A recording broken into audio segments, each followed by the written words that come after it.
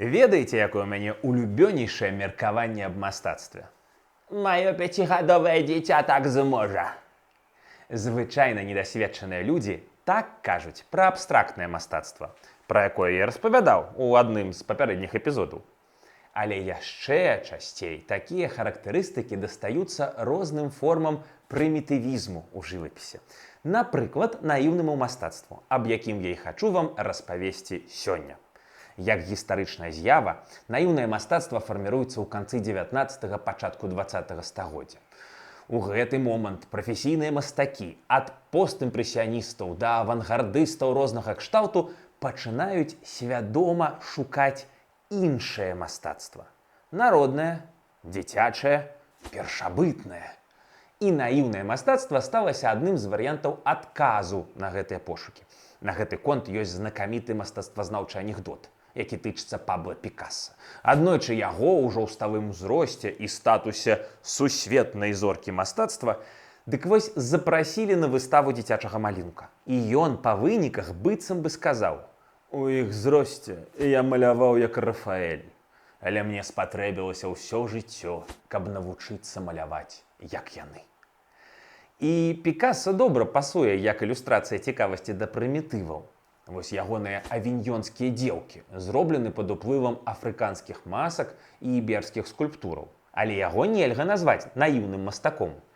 Гэтае мастацтва ўзнікае на мяжы паміж прафесійнай мастацкай культурай і візуальным досведам звычайнага чалавека, які не прайшоў акадэмічнай школы, але імкнецца выказаць сябе праз выяву. Першая і галоўная асаблівасць наіўнага мастацтва – ягоная пазаакадэмічнасць. Гэта значыць, што мастак не валодае ці свядома ігнаруе правілы перспектывы, анатоміі, кампазіцыі. Але гэта не азначае памылку у простым сэнсе. Наадварот, мы маем справу з іншай логікай выявы. Прастора часам будуецца ярусамі. Фігуры могуць быць непрапарцыйнымі. Важнае павялічваецца, другаснае змяншаецца. Гэта мастацтва, дзе значэнне, сэнс, ідэя, месседж важнейшая за правільнасць.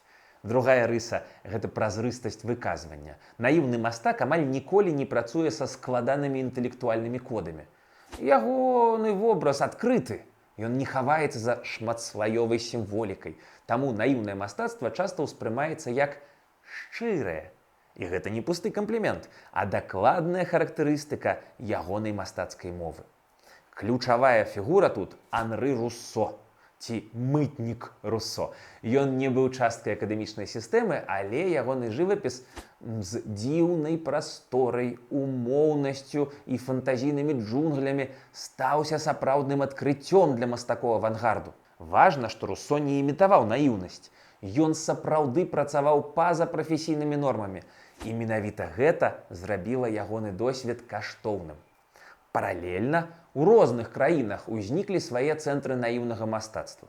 У Харватыі гэта школа вакол Івана Генераліча, здаецца, так націск падае. У Грузіі даволі знакаміты для ўсіх ці шмат каго, ці як мінімум тых, хто быў у грузінскай рэстарацыі калі-небудзь, Ніка Перасманашвілі.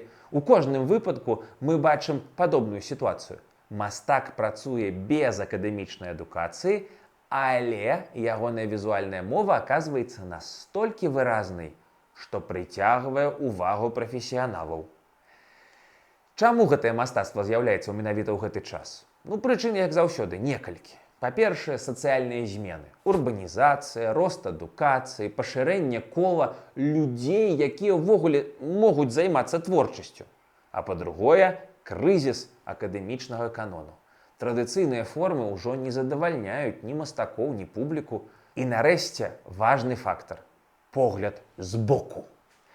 Менавіта прафесійная культура адкрывае наіўных мастакоў і ўключае іх у мастацкае поле. Адным з самых знакамітых мастакоў наіву нашага стагоддзя стаўся калумбіец Фернандо Батэра. Вы, напэўна, бачылі калі-небудзь ягоныя творы. На іх героі заўсёды кругленькія, як булачкі. А што наконт беларускай культуры? У нас такое ё? Канешне. Наш наіў цесна звязаны з народнай традыцыяй і іканапісам. Галоўная зорка на гэтым небе гэта Алена Кіш і яе маляванкі.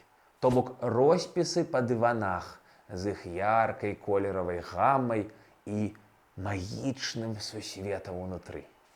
Другі фантастычны прыклад гэта скульптура Мікалая Тарасюка, ягоны драўляны народ.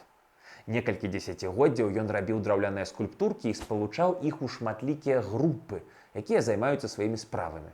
Доўгі час аўтар быў апошнім жыхаром вёскі Стойлы, у якой жыў ён, ну і ягоны драўляны народ. Там ён стварыў саматужны музейчык успаміны бацькаўшчыны, што існуе і зараз. А таксама драўляны народ можна пабачыць у музеі Пружанскі палацык. Дарэчы, вельмі клёвы музей. Раю. Галоўнае імя сярод беларускіх сучасных жывапісцаў наіву гэта Валянцін Губараў. Ён прыйшоў да мастацтва не адразу і не праз адпаведную адукацыю, а як таленавіты чалавек, які здолеў рабіць добра, але па-свойму. Прытым па сабе магу сказаць, што ягоныя творы як аліўкі. Спачатку мне зусім не спадабаліся і не краналі, але з цягам часу і ўзростам пачалі заходзіць усё лепш. У маім жыцці такіх мастакоў два. Валянцін Губараў ды Пітер Пауль Рубенс. Таму, ведаеце, паспрабуйце паказаць ягоныя творы вашым бацькам ці бабулям-дзядулям і параўнайце водгукі з вашым асабістым успрыманнем. Таксама ў Беларусі ёсць шэраг мастакоў ды мастачак, якія маюць ці мелі прафесійную падрыхтоўку, але робяць мастацтва блізкае наіўнаму. Па-першае, тут можна ўзгадаць Язэпа Драздовіча і ягоныя маляванкі. Памятайце, што наіў звязаны з народным мастацтвам. Але нават ягоныя касмавізіі, як кажуць, у кассу. Вось паглядзіце на гэтых сатурнянаў ды сатурнянак. Трахец крынжовыя, але мілыя і вельмі самабытныя. Ну а з сучасных творцаў, здаецца, можна дадаць у гэты спіс Ганну Селявончык. Гэта прафесійная мастачка з моцным бэкграўндам, але ў ейнай творчасці шмат таго, за што мы любім наіў.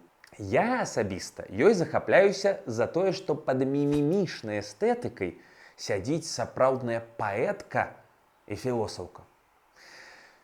Але давайте падсумуем. Як спажываць наіўнае мастацтва? Найгоршае, што можна зрабіць, гэта глядзець на яго зверху ўніз. Ну так, ведаеце, як на нешта простае альбо дзіцячае. Тут патрэбна іншая устаноўка. Па-першае, варта адмовіцца ад чаканняў акадэмічнай правільнасці. Па-другое, трэба звярнуць увагу на ўнутраную логіку выявы. Як арганізавана прастора, што мастак лічыць важным, як ён расстаўляе акцэнты. Ну і нарэшце, важна чытаць гэтае мастацтва як асабістую гісторыю. Як такую спробу чалавека упарадкаваць свет вакол сябе, стварыць свой лор, як кажуць аматары камп'ютарных гульняў ды настолак. І ў выніку атрымліваецца, што наіўнае мастацтва гэта не спрошчаны варыянт вялікага мастацтва, а іншая мадэль бачання. Яно паказвае, што выява можа існаваць без акадэмічнай дысцыпліны, але не без сэнсу. І менавіта ў гэтым ягоная прынцыповая каштоўнасць. Ну і, канешне, памятайма пра «Мая пяцігадовая дачка так зможа». Паспрабуйце намаляваць ці вылепіць выяву ў наіўным стылі, і вы зразумееце, наколькі гэта далёка ад здзеклівай характарыстыкі прымітыўна. А мне надышоў час развітвацца. Пабачымся ў наступным эпізодзе. Подписывайтесь, каб не пропустить. Пока-пока.